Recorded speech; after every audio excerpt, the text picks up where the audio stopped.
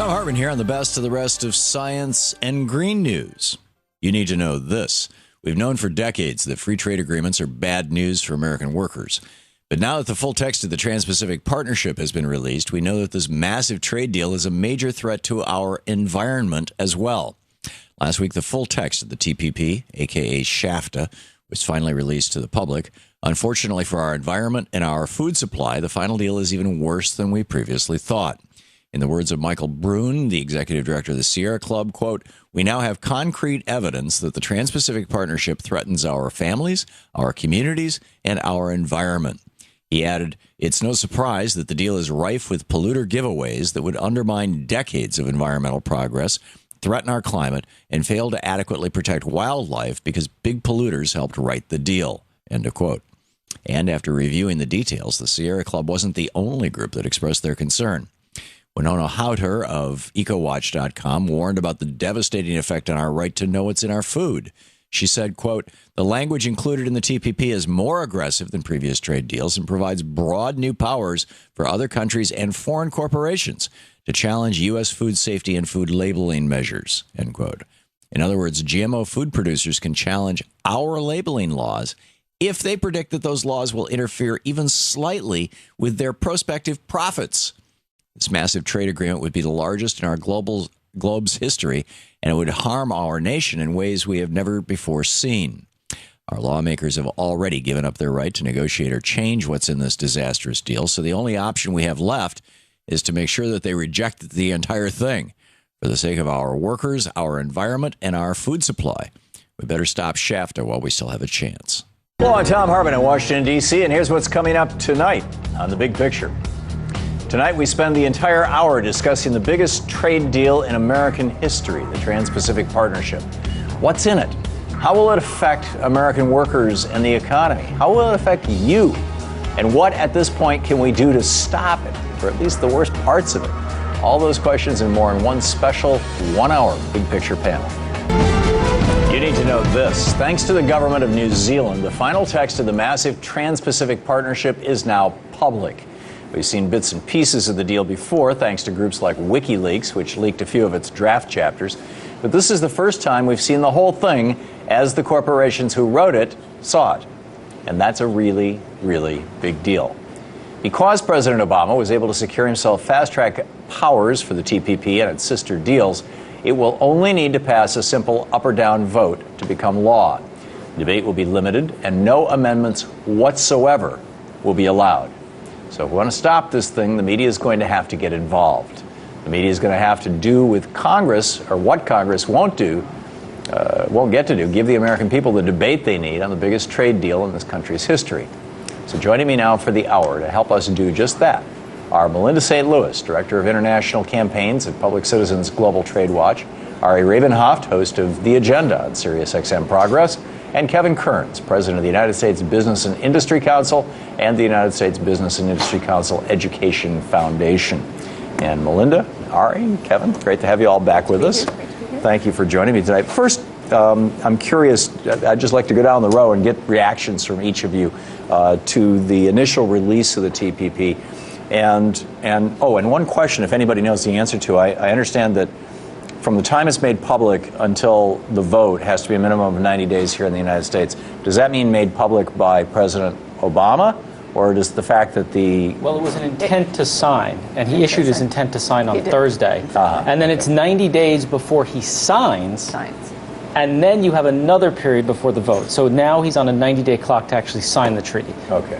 Yeah. So and it's a 90, after that, it's a 90-day, when he submits the treaty, inside of the implementing legislation, Congress has 90 legislative days, not calendar days, legislative days to act. But that's after. Congress is only going to meet for like 100 days next year. Right. So most people, so the first thing is, I think my co-panelist said something really important here, which I think people need to understand. There's a secondary bill here that's actually just as important as the TPP, which people need to watch for, which now Congress has to take the TPP and write a bill with all the changes to U.S. law, and that's the bill that was referred to, that TPP forces. That's actually a crucial part of this debate, because it will show all the like literally, here's how we have to change U.S. law to make this treaty work. So that's a part of this process. And I think most analysts, and I certainly know Mitch McConnell and the Senate Finance Committee, do not want to bring TPP up before until the election has happened. They don't want this to come up until the lame duck session. But one correction. A year from now. We'll see what happens. Yeah. It's not Congress that writes the bill. Right, it's the White House. The administration submits a bill to Congress that Congress can't change. And Melinda, your thoughts in general on the TPP right now? Well, on Thursday, early in the morning, we saw the text for the first time, and it is unfortunately worse than we thought. There was, we were concerned. We had seen the leaks. We had been talking to negotiators. We were very worried about what corporate wish list was actually in this deal, and unfortunately, it is what you would expect by a deal that was negotiated in secret for more than 6 years behind closed doors with heavy corporate influence, 600 corporate advisors. And so we have been trying to go through all of the text, more than 6,000 pages. We had an intern try to count the pages of all the side agreements and everything as well. So there's going to be a lot coming out in the coming months. This is longer than the Bible. It is. It's very long.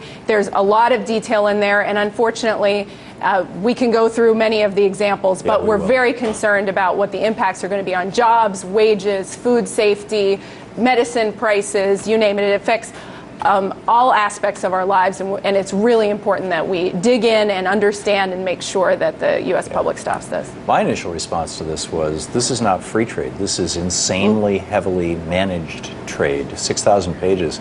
There's nothing, quote, free about that. I mean, Ari, your thoughts in general on this? I mean, my thoughts in general are, and I think people need to realize this, it's not a trade treaty so much as it is the largest change in domestic law you will see in the second term of the Obama administration. That's what these 6,000 pages represent. They represent, because there's no legislation going through Congress, this will be the biggest domestic bill done in this Congress. Assuming it gets done. Assuming it gets done. This is the biggest domestic bill they will vote on. Right. Kevin, your thoughts on it? Well, it's a bad deal done in a bad way. If you step back and say, the United States has done a number of these trade deals since NAFTA, since the Canadian-American Free Trade Agreement in the late 80s. And we have this massive trade deficit. And every time the American people have been told, this one's the silver bullet, this one's going to get you, better jobs, increased wages, et cetera. And none of them have worked out. And in fact, we've deindustrialized. We've shipped all these jobs overseas. Wages are stagnant for almost 40 years since the end of the Tokyo round. And so there's nothing different about this. We followed the same lousy script and done the same damn thing, and we're going to wind up in the same place, which is behind the 8 ball. But we'll get different results this time. Don't you worry. It'll be different. As Einstein said something about that once, as I recall. Kevin, from a traditionally conservative and pro-business point of view, your position in general, isn't I remember the battles back in the 50s and 60s, the 60s anyway, about the United Nations, and conservatives saying we hate the United Nations because it's a surrender of sovereignty by the United States. And in a way it is. We're giving up our right to unilaterally declare war without either provocation or a vote of the UN General Assembly. But this is... It seems to me, and I'm astonished that there's no coverage of this in the media, and I'm not hearing about this from any of the normal conservative voices, including some of the Republican presidential candidates. Isn't this a much bigger surrender of sovereignty than joining the United Nations? Well, I don't know how big it is, but it's pretty big.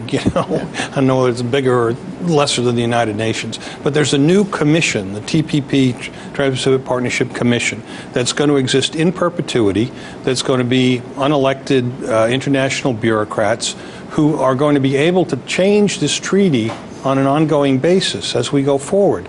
So why doesn't Congress just pass an amendment and drop Article 1, Section 8 of the Constitution and outsource their constitutional responsibility for trade to this Seems like they already did that, didn't they? Well, almost, and we're going to have the same thing with the European agreement, we'll get to that a little later in the program. So, it's a terrible precedent.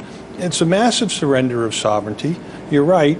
And anyone who votes for this is not a conservative.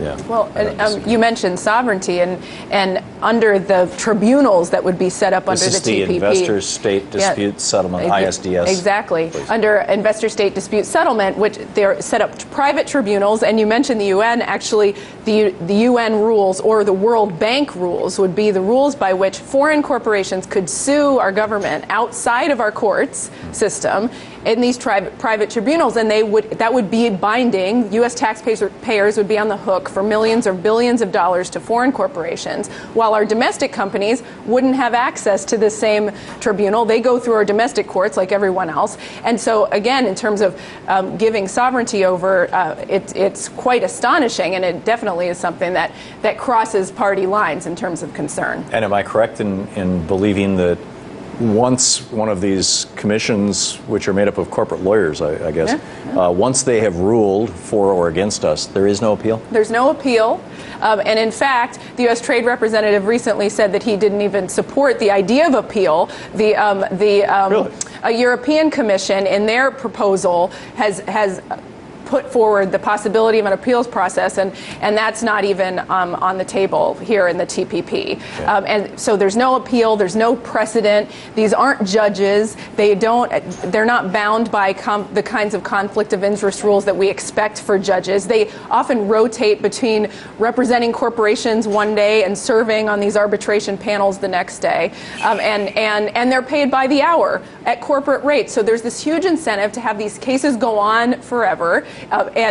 Or for long periods of time, where they're earning corporate rates at the time. And so that's why we've seen an expansion of these types of cases under past deals that have attacked bans on toxic substances, environmental policies, wage policies, etc., and public health policies, and taxpayers have been on the hook to have to pay millions or billions of dollars. Amazing. Ari,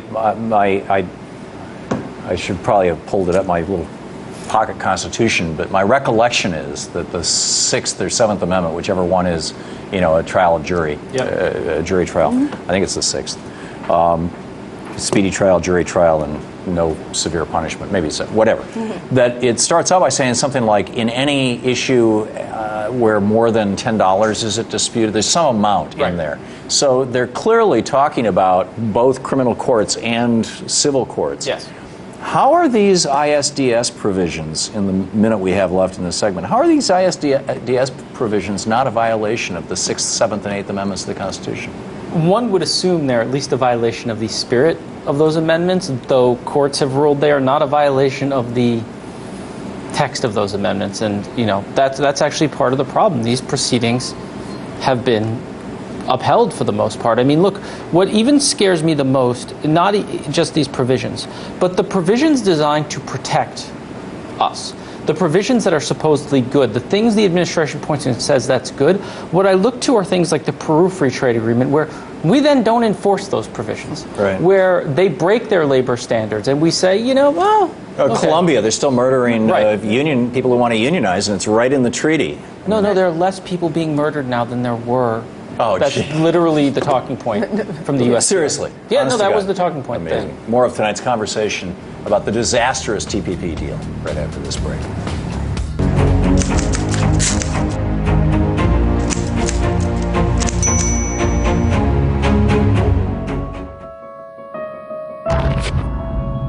RT America viewers are smarter. They're critical thinkers. They're looking for more. They want a perspective that they don't usually see. There are people that are looking for the big picture. People who are done with the exploitation of all of our resources. They are young, they're independent-minded, they are free spirits, they are people who want the truth as opposed to what is spoon-fed by corporate media. They question the status quo, and I think they're a little more tech-savvy than the average news consumer. We don't have to answer to anyone except the people that we're going to report on. Because of that, we're news for the people. They're viewers who are looking for stories that are different, stories about people who need a voice, and RT gives them that voice. Someone who questions and asks more.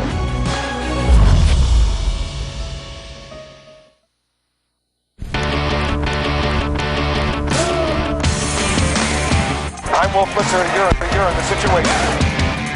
I'm now for the ridiculous. Elect Republicans and they will burn the place down. This is my problem with liberals.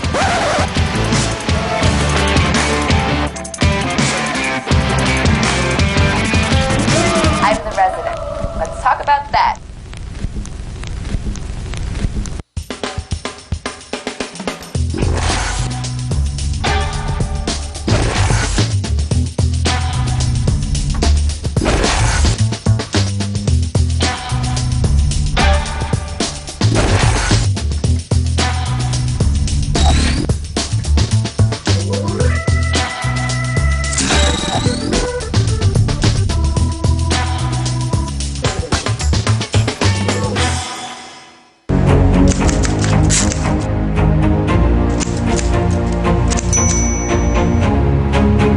Welcome back to The Big Picture. The TPP is a massive deal and would impact hundreds of millions of people in 12 different countries with wildly different cultures, histories, and even political systems. It's a huge deal. And despite leaks saying otherwise, President Obama has gone out of his way to call it the most progressive trade deal in American history, as he did back in April after a meeting with Japanese Prime Minister Shinzo Abe. This will end up being the most progressive trade bill in history. It will have the kinds of labor and environmental and human rights protections that have been absent in previous agreements. It's going to be enforceable. It's going to open up markets that currently are not fully open to U.S. businesses. It's going to be good for the U.S. economy. And because I always believe that good policy ends up being good politics, I'm confident we're going to end up getting the votes in Congress. But is all that wonderful stuff actually the case? Does the TPP really protect workers and expand markets all at the same time? And what does the final text of the deal say about it being the most progressive trade deal in history? Let's continue with tonight's panel discussion. Still with me, Melinda St. Louis, Ari Rabin-Havt, and Kevin Kearns. Melinda, as far as I can tell, the TPP is not so much about manufacturing. There actually seems to be very little about manufacturing in here. There seems to be a lot more about banking, about intellectual property rights, about pharmaceuticals, about foodstuffs. What does that tell us about the TPP and whether or not it's actually even a trade deal? Well, I think that's a very important point. Of the 30 chapters of the TPP, there are only 6 that have to do with traditional trade issues as you would imagine them. The rest have to do with with regulations, but what they call behind the border policies, which are basically our laws. And what we've seen, unfortunately, in the text, as I mentioned, it's worse than we even thought before. We see an expansion of the failed model under the North America Free Trade Agreement, or NAFTA, that pit U.S. workers against workers in other countries, this time with Vietnam, where workers earn 65 cents an hour, as well as other countries such as Malaysia that has a huge problem with human trafficking, modern-day slavery. And while there are side letters we've seen around labor action plans, like what we saw under the Colombia Free Trade Agreement that was never enforced, right. We are very concerned that this continues that race to the bottom that depresses wages overall, because it's not just the people whose jobs are offshored, right. but the fact that what that means is that the middle class is now competing against these workers in other countries, and it leads to an overall depression of wages and an increase in income inequality in the United States. Right. We've seen this for years and years. Ari, in your opinion, what specifically is the TPP going to do to wages and jobs in the United States? Well, I think it's going to ship jobs overseas. I think what you have to think about, and I think you hit the nail on the head, when you said it's not a trade treaty, what it is a trade of industries, right? We are basically saying we're going to favor our pharmaceutical manufacturers. Certain content producers receive favorable status. Hollywood, basically. Hollywood. Also some other owners of intellectual property who exist in this country will receive favorable status while giving up other industries. And the thing is, Americans, when they hear trade, right, they think about, to describe it in like a technical way, not how they think about it, like the Baltic Dry Index. They think about the ships with the containers moving around the world. That's not trade today. And look, this treaty recognizes that trade is money moving between banks all over the world. Trade is financial services. Trade is Hollywood. Trade are all these industries. But the point is, those industries don't employ, a lot of those industries don't employ the middle class in Iowa. Those industries don't open up factories in Michigan. Those industries you can't have a country that doesn't build anything. And this trade treaty continues us down a path that we've been on, frankly, since the 1970s, where we are, as a country, do not create anything. And by saying basically, okay, we'll trade you, you take that, we'll take this stuff, and that's the stuff that happens to represent, frankly, across those industries. What do they represent? They represent industries that, for the most part, are the 1%. Yeah. Kevin, I'm sure these numbers are probably much more at the top of your head than mine, but my recollection is that prior to NAFTA, really prior to the 80s, prior to the Reagan administration, manufacturing was about a quarter of our entire GDP, non-governmental GDP, and that right now it's around 11 or 12%, and that I've read in several places, but I'm not sure that there's an authoritative source for this, that no country whose manufacturing has gone below 15% for an extended period of time has been able to basically hold itself together over the long haul. Your thoughts on all that, and do I have any of that right or wrong? Yeah, no, you're absolutely right, and Ari is right too. So we're all right here. I mean, except those of us who are left. Anyway, the point is exactly correct that manufacturing and finance have switched roles in the American economy. That's why this deal is not about manufacturing and trade as normally thought. Right, and finance has gone from about 6% of our economy to around 14% of my recollection. Or even higher, I think. Yeah. But you know, and manufacturing, which is a wealth-generating activity, has really been clobbered by these international trade deals and by our inability to deal with currency manipulation, to deal with foreign value-added taxes, so many other things. So a basic economic textbook will tell you there are three ways to create wealth: manufacturing, resource extraction, and agriculture. You know, you take a bunch of trees, you clear the lot, a lot of work, you plant stuff, you get a crop, you can sell it. Right. Manufacturing, you take some iron ore and you do this and that, and all of a sudden there's a car. There's some gump in the ground, and that fuels the car, you know, eventually, if it's refined. And we're abandoning these industries. Yeah, we're abandoning the wealth creation. I'm sorry, Kevin. I think you mispronounced synthetic derivative. What about pulling those out of the ground? Yeah, synthetic derivative. Your point being the banking doesn't make anything. Yeah. And all it does is it makes some people rich, but it doesn't make the nation rich. Right. They get their percentage when the money goes, you know, from hand to hand. Well, that was the essence of the Wealth of Nations. My recollection, it's been a lot of years since I read it, but my recollection was that the example that Adam Smith used was a tree limb laying on the ground has no intrinsic value and doesn't add to the wealth of the nation.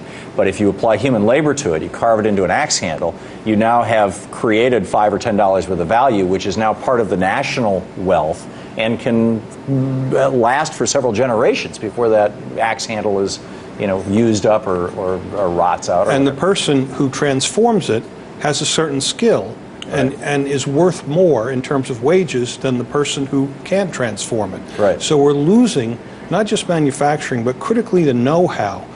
You know, how to do things. How do you set up a production line to do this or that? You know, what skills do you need to employ there? What type of machinery? It's all going. And those aren't easily buildable industries. Like, we don't produce right now our own drugs. Like, we have a pharmaceutical industry, but our antibiotic supply is mainly supplied out of Asia. Like, just think about that. And that's China and India. That's a market need production. Like, they produce, we use. There's no like stockpile. So if there's a massive outbreak, we have to rely on China to produce us enough antibiotics to cure us. Right. Which is scary. We don't even manufacture the things that this treaty, that the industries we favor, that manufacturing is done elsewhere. We can't make a cruise missile without Chinese parts right now. Right. I mean, that just makes my brain go, eh! And don't forget all the televisions in the studio. Yeah. There's not a single place you can make the glass for those televisions in the United States. It's all in South Korea, Taiwan, China, Japan. Melinda, one of the arguments for TPP is that that has been implicitly made, if not explicitly, by the Obama administration, is that we are we're burning into this thing our norms, American norms, American standards for labor, for trademarks, for patents, for everything, and where we can't burn those into the agreement, we create side deals, like we created one with Vietnam that says, okay, Vietnam is a communist country where everybody's a member of the union. It's called the Communist Party. But over a 5-year period, Vietnam is going to, they say in the side agreement, they're going to allow private independent labor unions. Whether those people get routinely shot against the wall, who knows, but is this actually the most progressive trade deal ever because it enshrines American norms? Well, I think it's quite misleading for them to say that this is the first time it's enforceable and this is the first time we're having binding labor standards. This is the same language, the same model that we've seen for at least a decade in our past agreements. With Colombia, with Peru, we've seen they have had enforceable labor standards. We have not seen those standards be enforced during that period. In fact, the Government Accountability Office did a study that showed that actually the U.S. Trade Representative has done a terrible job in trying to actually enforce the standards that exist in our past agreements. So again, we have to trust that this time the same rules will result in a different outcome. But I also think that it's critical that we look at not just what laws they say they need to change. They say you need to change this law, but we know, and actually Human Rights Watch came out right after the text came out and said the problem in these countries often isn't the laws, it's the political will to enforce them. It is and they discarded all of the proposals that the labor unions and human rights groups put forward that said these are the kinds of benchmarks. We need to have the types of prosecutions of human traffickers. We need to see those things were not included in these side agreements. So you see, perhaps it's not that difficult to change a law if then you're not going to be enforced later, 5 years down the road, once there are all these economic entrenched interests in place. Do we really believe that a different administration is going to come out strong against Vietnam if they haven't implemented this? I mean, I think those pieces are put into place to make the agreement potentially more palatable to some people on Capitol Hill that are going to feel pressure. But when it really comes down to it, that's not what this agreement is about. It's about expanding the role of capital, the corporate wish list that is embedded in this agreement, and that will affect our daily lives. It's basically creating an international corporate infrastructure to manage pretty much all business on the planet. Is that in the minute we have left? Are we looking at the corporate coup d'etat? But it is a system of global governance. It absolutely is. This is exactly what the John Birch Society guys were warning me about in 1964. But one that it was written behind closed doors with heavy corporate influence, and then we have to say yes or no to it. And conservatives hate regulation, right? They hate this type of governance. They want to dismantle the government we have here in Washington. Why are none of them speaking out? Under the rubric of free trade, if you call it free trade, you can set up this massive global, far-reaching, in perpetuity regulatory regime. Yeah, that's amazing. Which is, by the way, the Soviet constitution of trade deals, right? Yeah. The Soviet constitution was perfect. This is perfect. The Soviet Constitution was incredibly progressive. More of tonight's conversation about the disastrous TPP right after the break. I'm Jesse Ventura, and I bring you the truth, loud and clear. I was a Navy frogman, a professional wrestler, and the governor of Minnesota. Now I'm taking you off the grid. Join me every Friday for Off the Grid on RT. Question more and stay vigilant. I'm Thom Hartmann, and you're watching RT America. The United States is now officially an oligarchy. What happens if this guy becomes president? He has completely succeeded in falling down Alice's rabbit hole and flipping reality upside down. Question more. I want you to look at what is going on in downtown America. Many couldn't help but think that it was a military force, not a police force. Tanks, combat gear, assault rifles. Today's breed of American law enforcement is dressed in riot gear. Is the U.S. now in a war against its own people? We're being militarized. Police forces are arming their law enforcement agents with weapons of war. What politicians do is something we don't do. They put themselves on the line, and they get accepted or rejected. So when you want to be president, why would you want to be? Why would someone want to be president? What's it like to be president? What's it like when the phone rings at 3 in the morning? Can't be a good call. I'm interested always in the whys and the hows. And Q Larry. Question more.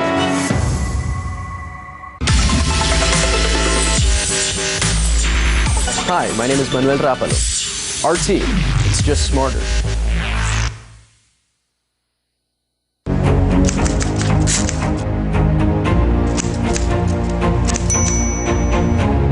Welcome back. If the TPP goes into effect, it will mean more trans-Pacific shipping as a result of increased trade. And increased shipping will mean more carbon being burned into our atmosphere. But despite that, the phrase climate change does not appear even one single time in the TPP text's chapter on the environment or anywhere else. That's just the tip of the iceberg in terms of how weak the environment chapter is. According to Matthew Rimmer, a professor of intellectual property and innovation law at the Queensland University of Technology, the agreement has poor coverage of environmental issues and weak enforcement mechanisms. There's only limited coverage of biodiversity, conservation, marine capture of fisheries, and trade in environmental services. And beyond that, the ISDS, the Investor Services Dispute Settlement, whatever it is, chapter would make it so that corporations could challenge any member state's environmental regulations if the corporation calculates that the regulation will impact the corporation's expected profits. The White House has been pushing the idea that this deal would bring every member country's environmental protections up to the level of U.S. regulations. But based on this chapter, do we have any reason to believe that this deal will do anything but put our environmental regulations at the mercy of multinational corporations? Let's continue with tonight's panel discussion on the details of this disastrous trade agreement. Still with me, Melinda St. Louis, Ari Rabin-Havt, and Kevin Kearns. And Melinda, what the chapter on the environment, what popped out of that for you? Well, and for the folks at as the Obama administration was claiming that this was going to be very progressive, we were going to be very pleased with what was in the environment chapter. So far, almost all of the environmental organizations, Sierra Club, Defenders of Wildlife, National Resource Defense Council, some that have even supported these agreements in the past have said that this is extremely weak. There are some new provisions that talk about different conservation goals, but the language in them is vague and it's non-binding, even though the chapter itself is enforceable, but it matters what the standards are, of course, and so it falls far short, and in fact, it's even a rollback of even past agreements that were negotiated under Bush for the environment. I saw one phrase that had to do with fisheries. There's a problem all around the world with fisheries being overfished and fish populations crashing and whatnot, and part of the problem is pirate fisheries, and part of the problem is just countries just fishing way beyond what's and it said member countries will endeavor to protect nationally protected fisheries. It's like endeavor? Endeavor. And that's the problem with the language in this chapter. It's member countries will, be a nice guy. Don't fish too much. Like without firm regulations, without saying this is enforceable, without saying, frankly, the U.S. Navy can come in and say stop doing that. Right? If you wanted to actually have a chapter that stopped fishing, you would basically say that our Navy could basically tell your fishers to stop doing what they're doing, right? That's not what this says. Well, and if you compare, all you have to do is compare it with the intellectual property chapter. Yep. In the intellectual property chapter, there you see they actually lay out that you have to have criminal penalties for small-scale copyright violations written into your national law. And you're obliged to do takedown notices. You're obliged to turn over information. You're obliged to do all these things. You look at the environmental chapter, it's like, be a nice guy. And they say shoulds, they say endeavor to instead of shall. And this legal language obviously matters a huge amount. And this is really interesting going into, look, at the end of this month, Barack Obama goes to Paris, right, to have the most significant climate negotiation of his presidency. And I think, look, that's part of the reason the Keystone was done now, so we could enter that and say, look, I just did this and show something good to the world. But I think this plays in the other direction, because now you have a significant treaty that works against the goals of the COP negotiation. Yeah. And may I just say Go one ahead, thing please. about, you know, a year ago, the environmental movement was hailing the agreement with China when Obama was in Beijing, and there was an agreement to reduce carbon emissions. Right. This week, we find out in the New York Times report that China was underreporting the amount of coal it was burning by 17%, which means that all this fanfare from last year is out the window. These other countries, the Vietnam, Malaysia, etc., I don't think they're in any better position than China to figure out what sort of environmental standards they have now or what they're doing environmentally now, let alone conform to something, you know? Right. It's just, all this stuff is unenforceable, it's unmeasurable, even if there were limits on fish. There are limits on fish, right, in certain fishing banks right now. Unenforceable. That's where I just will slightly disagree. If we wanted to enforce it, it's enforceable. The copyright provisions of this trade treaty are enforceable. Let's just stay with fish. People cheat. You know, countries cheat on fisheries all over the world all the time. They're still using dynamite to fish with in the Philippines. I mean, So it's just to lead the American people to think we have this all nailed down and it's progressive and the world is going to be a lot better. It's just nonsense, and it's so misleading. Yeah. I take your point on the specificity. It's not there. If you want, but my point is, if you want to enforce something, you can enforce it. But when you don't want to enforce it, you can make excuses, and it's very clear from the writing of this treaty that there were certain chapters where people came in. The pharmaceutical chapter, very clear about extending patents and what's enforceable and what's not in terms of generics. The IP chapter, very clear about the penalties that you as a IP provider will face if you have content on your site that you're not dealing with. IP meaning intellectual property. Yeah. Yeah, and it makes it to the point where, you know, as a guy who's on the air, and I might read a paragraph out of a New York Times story or something to my listeners. I mean, you know, at what point does that become a crime? You know, my understanding is even fair use is being challenged. Well, the fair use, you go to the fair use section of that chapter, and it's the same, like, it's hey, you should, do some fair use stuff. Right. Yeah. Kevin, it seems in the environment chapter and some of the other chapters, it almost seems like they're expecting the Arctic to be ice-free. I'm serious. Some of the trade things on here is there any thought about that and what that's going to mean for the East Coast of Canada and the U.S. and for the world, for that matter? I think maybe my other panelists have a different opinion, but I don't think so. I think it's just too hard to tell. I mean, the thing that I'm worried about most is this potential Chinese canal through Nicaragua. First of all, destroying this immense freshwater lake that's, the essence of Nicaragua geologically, if you will. Right. And then the Chinese container stuff, Right, and compete with the Panama Canal. Well, I don't even care so much about the competition. It's just this sluice that is going to send all this stuff to the east coast of the United States and destroy the ecology in Nicaragua.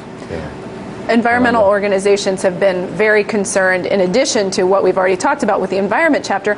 The environment chapter, as I mentioned, I think it's more window dressing. When you look at the agreement as a whole, what you said at the beginning of this segment about increasing shipping and increasing, there's going to be huge more pressure to frack throughout the United States because the price of liquid natural gas in Japan is much higher.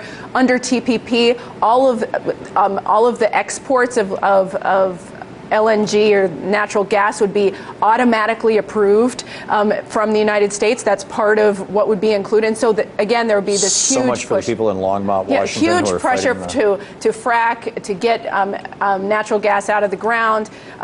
Obviously, there's the concern around the investment chapter where polluters are able to actually challenge local ordinances to protect the environment, or green energy policies that we put in place in the future could be challenged if it affects the future profits of these of foreign corporations. And we would be expanding the liability by double. Basically, there are currently 9,000 corporations under our past treaties that have access to ISDS. There would be 9,200 more just under TPP of foreign corporations, Japanese corporations, and others that could who use can sue us. Can I just put a bullet on outside our something courts? Melinda said that I think is just important for people to realize. If you want to export liquid natural gas, you have to get a permit essentially from the State Department. It's a process, and you might not get it. Under TPP, it's literally just a rubber stamp. The State Department has to say yes to you if you're exporting to a TPP member country, which will ultimately include China and right now includes Japan. So it's literally boom. Is that going to mean to any of you? Is that going to mean that when I was living in Portland, Oregon, when they were having battles over whether an LNG port was going to be put in there, and in Longmont, Washington, on the Columbia River, just up the road from Portland, same deal. People out there protesting, tying themselves to things. Is that because if the TPP passes, will they go in and say to the gentle citizens of Portland, Oregon, sorry, you no longer have the right to determine what's going to be on the Columbia or the large point is this is a regulatory regime that supersedes U.S. law and U.S. democracy. That's really the larger point here. We're just giving it all up for the benefit of certain number of multinational corporations and investment banks, et cetera. And we're just doing away with our laws and our regulations and our rule process in favor of this globalized scheme. Wow. Clearly the fingerprints of the fossil fuel industry are all over this thing. What's this going to do to petroleum prices, to energy prices? Or does that even matter? It seems to me that the biggest consequence of this is the way it's changing our legal system. Yeah, I mean, the petroleum price thing, look, China's economy has slowed down, which is what's actually depressing petroleum prices around the world. Along with other basic commodities. Right. But look, I think Kevin nails it. Look, if you want the ability for the elected officials in your country to make laws for your country, this treaty takes a piece of that away. And look, I'm actually a globalist by nature. Like, I'm actually fine with it. But I'm a globalist in a democratic sense, right? This is not democracy. This is a group of people who get to sit on a commission that's established in perpetuity that will get to make decisions for you and I, where we have no electoral recourse, where not even our elected officials have electoral recourse over it. And I think that's an important point, getting back to what you said earlier about whether these are our rules, that we need to put our rules in place so that China or other places don't dictate the rules. Right. That was the argument. But whose rules are these? Again, do we really want the rules to be set by a small group of corporations who have access to negotiate this behind closed doors outside of our democratic process? We would argue that's certainly not our values. Those aren't our values that we want to be exporting to the rest of the world either. Right. So each of these individual issues that we've discussed so far tonight, they would be the subject of extensive hearings and debates and maybe gridlock in Congress, if it were done within the framework of American democracy. Specifically in the Senate, because this arguably should be a treaty. Yeah, right. But the point is, this is executive legislating. I mean, the Obama administration has completely bypassed Congress and, presenting it as a fait accompli. I mean, any individual chapter here would not take 90 legislative days. It would take forever. Yeah, and Congress we're going around Congress too. More of tonight's, with the fast track, more of tonight's conversation about this disastrous TPP right after the break. About your sudden passing, I've only just learned. You wore yourself thin, taking your last wrong turn. Your act got up to you as we all knew it would. I'd tell you I'm sorry, if only I could. So I write these last words in hopes to put to rest these things that I never got off my chest. I remember when we first met, my life turned on each breath. But then my feelings started to change. You talked about war like it was a game. Still, some were fond of you, those that didn't like to question or argue. And I secretly promised to never be like you. It's said one does not leave a funeral the same as one enters. A mind gets consumed with death, but this one quite differs. I speak to you now because there were no other takers. To proclaim that mainstream media has met its maker.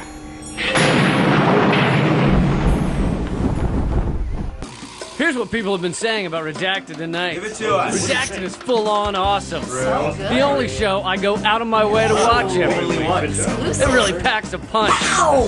Lee Camp is the John Oliver of RT America. You guys do have the same accent. Hey, we are apparently better than boobs. Nothing's better than boobs. You see, people you've never heard of love Redacted tonight. The president of the World Bank, though, hates it. Yeah, why do you guys really have any taste? Seriously, he sent us an email. The government thought their proposal for a merger was going to be a boom, but alas, it turned out to be a bust. We're in exactly the same crisis, only the situation is more dire now than it has ever been. The question then becomes, what happens when you have an economic downturn? China has pledged to contribute a total of $41 billion to the bank. Beijing has to keep it going. Some fundraisers are predicting the next election could cost $5 billion.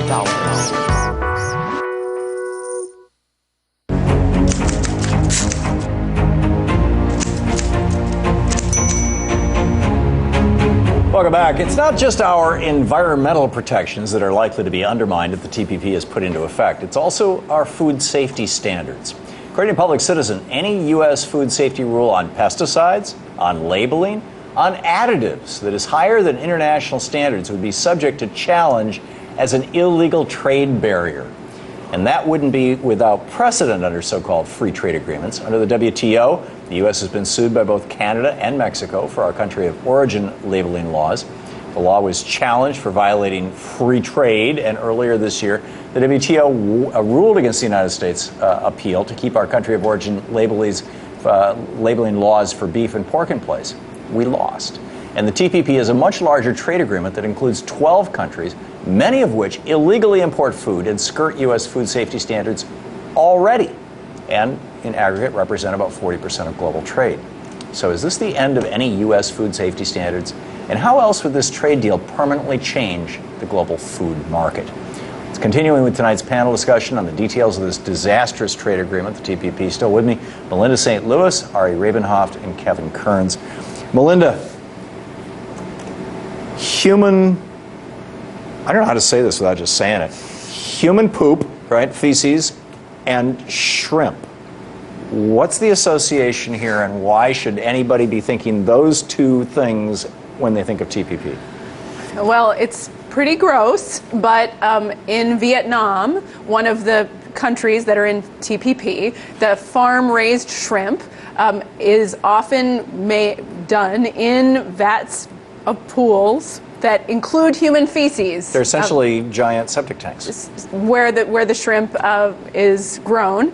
And currently, there is the imports of Vietnamese shrimp and from other TPP nations as well. Only 1% of seafood imports are inspected at the border, and the TPP would vastly increase the volume without increasing the number of inspections, and it would make it more difficult. It actually would empower corporations or the firms to challenge when at the border, when border inspectors actually hold imports at the border for concerns, they actually have a rapid response mechanism where they can challenge it and get it out more quickly. So it vastly expands the concern around food safety of seafood imports. So the challenge would, in other words, if an inspector is inspecting a boatload of shrimp and starting to get some uh-ohs, at that point the importer can say, I challenge that, right. And boom, the next day that shrimp is being consumed by American consumers, even though it's going to be another 3 days before the lab's reports come back that it's filled with human poop 101. And it's a huge danger. What every member of Congress who votes for this is going to say when their constituents get right. E. coli. Yeah. Right. Look what's going on at Chipotle. Right. They've had a huge E. coli outbreak. Our agricultural inspection systems, as they are not good enough. Very clearly in this country. Somebody's constituent is going to get sick because of this. Somebody's constituent is going to get gravely sick because of this. And any member of Congress who votes for this bill is voting for a treaty that does allow their constituents to get essentially, and it's not just shrimp, by the way. You go through hundreds of types of food that we import whose sanitary conditions, how do we put it, not necessarily what we would like to see. Yeah, like using septic runoff as fertilizer for fish farms. I mean, this is just... Well, we do that in the Midwest with pig farms right now, but that's a whole different story. That's pig farms. What? Yeah, that's pretty gross, the pig farms, too. It's pretty gross. And this week, John Kerry invited Russia and China to join the TPP. Now, the last time I checked, we were sanctioning Russia for the seizure of Crimea and for its activities in East Ukraine, and we have a big problem with their presence in Syria. But we're inviting them to join the TPP, and China to join the TPP.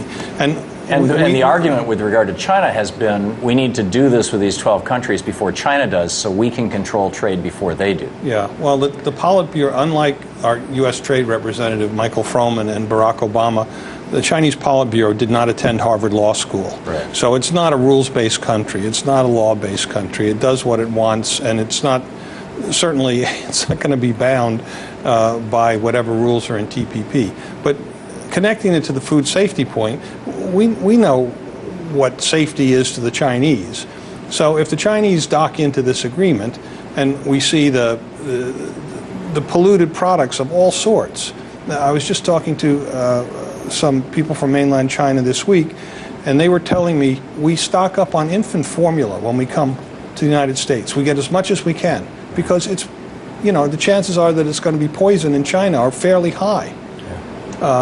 So sure, let's have the Chinese in and see them just blow the food safety stuff out of the water. Yeah, we had a cat I'm convinced was killed by eating Chinese cat treats, because then he got kidney failure, and it was like there was that chemical that was contaminating them. It was nuts. You wanted to say something? Well, I was not directly related to the food safety issue, but China actually doesn't need to be docked onto the TPP to gain benefits already. Under the rules of origin that were negotiated, the rules of origin for auto parts, for example, are way lower than they were under NAFTA. So now a car could have 55% of Chinese parts and still be considered a made in TPP vehicle. To be able to benefit from TPP, the tariff negotiations. And so while the administration continues to talk out of both sides of its mouth when it talks about China, because on one hand we need it to contain China, on the other hand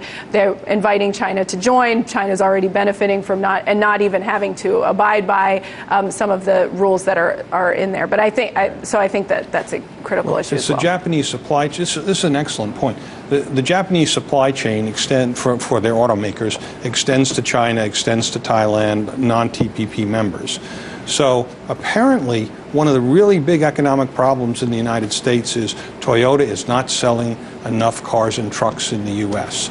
And we're going to help them out by not holding them to a higher standard and allowing them to bring parts manufactured in China, Thailand, elsewhere, incorporate them into their cars, and sell those cars even more cheaply in the United States. So, we don't really need an auto industry. Obama claims he bailed it out, right, in the saving General Motors and what's now Fiat Chrysler, and now he's undermining them again. This is such a contrast to 1935. Franklin Roosevelt looked around and said, what we have here is a failure of aggregate demand. In other words, the thing that drives an economy is people buying things, and nobody has the money to buy anything. And when they do buy something, the money might be going out of the country. And so they passed the Buy America Act. I mean, it's still on the books. And it said that any government purchases had to first be sourced to an American manufacturer. Bye-bye. And, in that Buy America Act, there was a provision that allowed the president to waive it during times of crisis. So those waivers, this is like one of the big, I think, untold stories of the Reagan administration, is Reagan started passing these waivers out like they were lollipops. Companies come and say, we're a government contractor, but we don't want to buy American-made stuff. We got to buy computers made in China, for the NSA or whatever. And ever since basically the Reagan administration, we've completely ignored the Buy America Act. And as a result, the percentage of American-made goods that are being bought with the U.S. tax dollars for government things is There are collapsed. TPP sections that address government procurement. So let's say we pass an infrastructure bill that says, like, we're going to build, let's say we do Bernie Sanders' infrastructure bill. You couldn't guarantee that that asphalt is made in the U.S. You couldn't guarantee that the steel that we need is made in the U.S. You couldn't even stop a foreign company from coming in and bidding on the job and bringing their own asphalt from China. Yes, and under this treaty, you're absolutely right, and that's a huge problem. So basically, if we did a stimulus package after the TPP, it's stimulus for the world. That's right.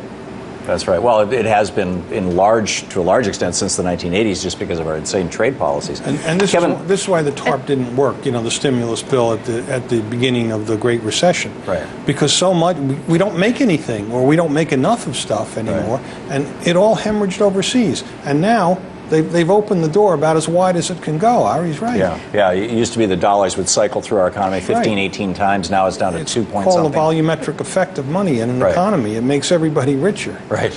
Well, and I think people should just understand what this means is when we're talking about procurement, we're talking about our tax dollars, how we're going to spend our tax dollars. Are we going to spend our tax dollars to support local jobs, to support our neighbors and to stimulate our economy and to create more jobs? This has been an important job creation program in the United States.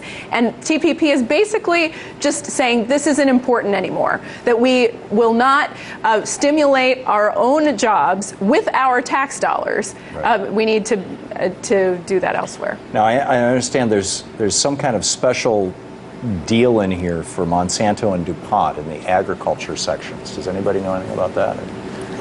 Stump me on this one. Yeah, I haven't gotten to that yet. All right. Well, I'll have to. Kevin, I believe it, though. Let's talk about the Transatlantic Trade and Investment Partnership. Kevin, the TTIP, what is that? Where is it coming from? And why do we need to think about that in a context of a conversation about the TPP? Well, the TPP, should it unfortunately pass, when your viewers need to light up the switchboard from now, until the end of the Obama presidency and this congressional session, saying don't pass this thing. Right. But it will set the model for a similar type of trade agreement that the United States is negotiating with the European Union. Fortunately, we know more about that agreement because the Europeans don't keep it as secret as our own administration does. Our own administration doesn't want us to know what's in it, lest we should become upset. Right. So we will have a massive percentage of the global economy under these regulatory schemes that favor multinational corporations, banks, investment houses, etc. I mean, So you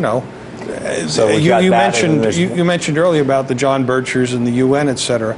I mean, this is worse than their worst nightmare. Their worst nightmare. Well, exactly. The TTIP actually would go even further in the regulatory field, as far as we understand, than the TPP. There's a whole chapter that's being negotiated on regulatory cooperation that would give industry on both sides of the Atlantic an early way of interfering with regulations or laws even before they're initially proposed on either side of the Atlantic, to be able to weaken, water down, delay any safeguards or protections that we want to put forward. And it's quite concerning. Last 15 seconds, Ari. Everyone should call their members of Congress starting now through the end of the year. Kevin's absolutely right. That's... we can beat this. There's actually Orrin Hatch has come out against it for the wrong reasons, but we need to... How do we get this in the media? That's the thing. Anyway, Melinda, Ari, Kevin, thank you all for joining me. It's a great conversation. And that's the way it is tonight, Monday, November 9th, 2015. And don't forget, democracy begins with you. Get out there, get active, tag, you're it.